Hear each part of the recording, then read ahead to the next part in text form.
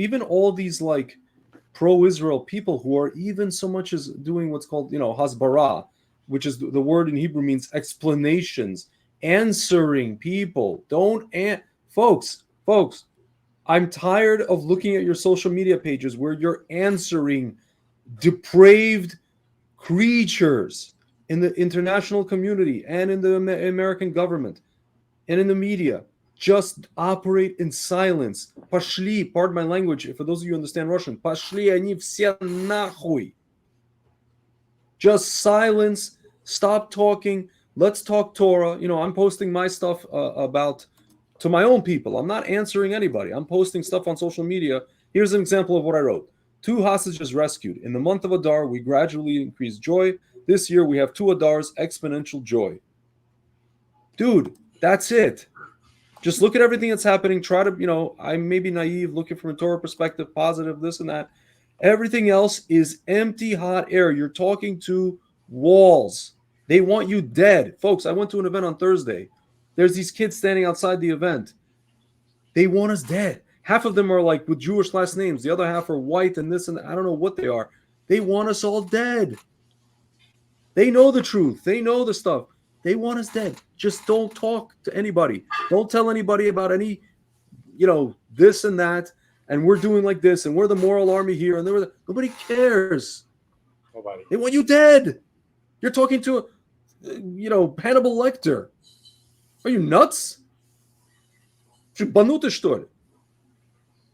I'm sorry I'm getting upset. I'm cursing in Russian, but I feel like people are taking crazy pills over here. I think I'm taking crazy pills. Watching them do this Israel advocacy and explaining we're just explaining it to the people who might be on the fence. Who might not know the history, who might not know. Folks, there's no one on the fence. Normal people, when they see something, they can figure out pretty much who's the good guy, who's the bad guy. You don't have to tell anybody who the good guys are.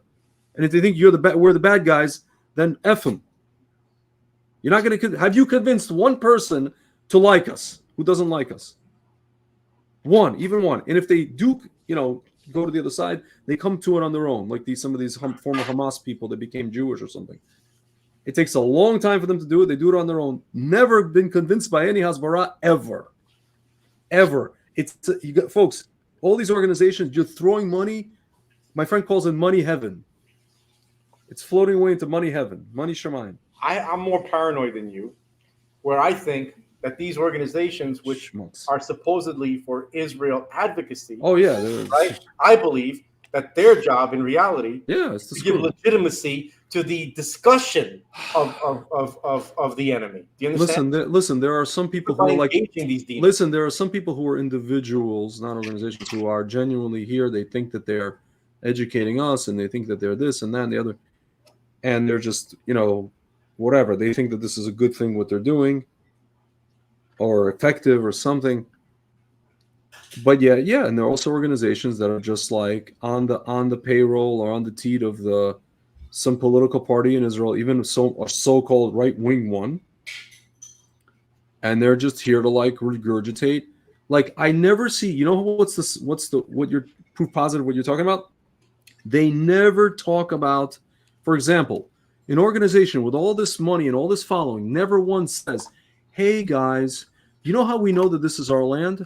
Let's do a tour of all the what's called Kivri Tzadikim around the land of Israel, of all the graves of holy rabbis from 2,000 or 1,500 years ago. Let's do a tour up and down Israel of that thing." I never saw one organization even post so much as that. Why do we have Javier Milei, the president of Argentina, coming to Yad Vashem talking about the third freaking temple and the fox that goes with Rabbi Akiva and this? Which is basic knowledge to every Jew in a yeshiva. But our prime minister can't even effing say that shit. Pardon my language. Mileikovsky can't say what Milei is saying. Trust me, when I look at Milei, and I look at like Trump, I think like these are 2 major chunks of the Messiah, son of Joseph. Dude, understand? Like, or at least Ace of coming to do tshuva, whatever you want to say. I don't. But Kesson saying, Dude, that's how I'm just appalled. I'm like, guys, like there's so much readily available, like low-hanging fruit here that will literally just end this discussion. It will end this discussion. Go to Shiloh. We have literally where the tabernacle was. They found the place. They literally found it, and they have the places where all the tribes were and the spots and everything. It's like it's over. The conversation is over, folks. It's done, folks. For some people who may not be fully familiar with what you're talking about, in just to summarize, Greg is talking about the you know, when you go to Israel, you see artifacts of continuous, throughout all history until the very modern day, continuous Jewish presence in the land of Israel, even after diaspora. You could be an atheist and acknowledge these things. Yeah, it's just, and then it just is. Yeah. So anyway, folks. Also, you know, the whole thing about, like, to me, and I'm not doing hasbara right now, but to me, the funniest thing is to call this term, the use of this term, colonizers. Mm-hmm. Folks, the Arabs, the Muslims, they started out in the heel of Saudi Arabia. If you can picture Saudi Arabia, that's where they came from the heel, okay? From where Yemen is and a little bit north and east, okay? And they spread out to a territory, and this is fairly recent history. They spread out to a territory that is the size of Russia.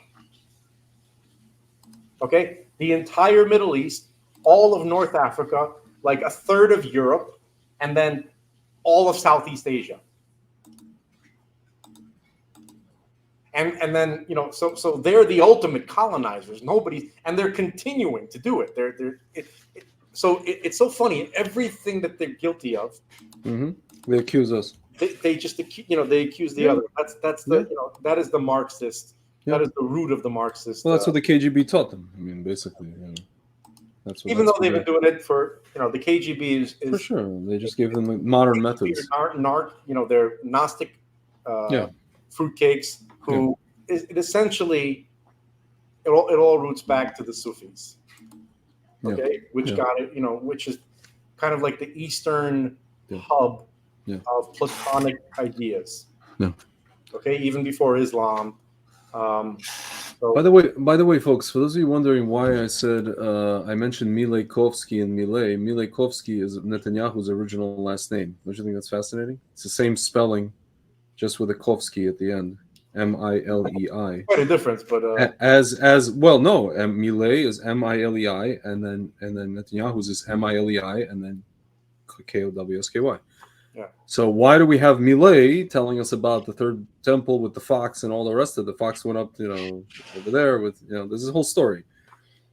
And I never heard a word about it from Netanyahu. Not a word, not a peep. I'm sorry to, you know, make you upset, Frank, or depress you, but I'm not surprised anymore. It's just like to me, it's one of those things. I don't expect anybody to be like, you know, again, be religious or put on a black hat or do any of that stuff. But if you just have all this, I guess, I don't know. Part of me thinks that maybe these people assume that people know this stuff, that we have all these things. People don't. Not even our own kids.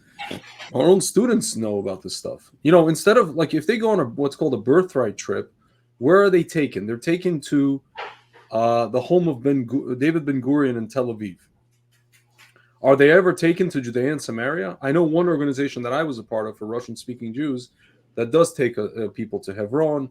And you know how many times I've been part of all these different organizational events and all these campaigns, and I came up to these people, religious people, so to speak, and I said, guys, why don't we organize a trip like a birthright, but only Judea and Samaria?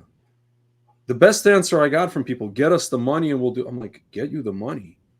Get you the money? Show me the money? You have the money. I know you got the money. I know you can do, you know, you could provide security for such a trip. Instead of taking them to you know, Boink Fest 2000 and whatever on these birthright trips. I don't know if people know what happens on these trips.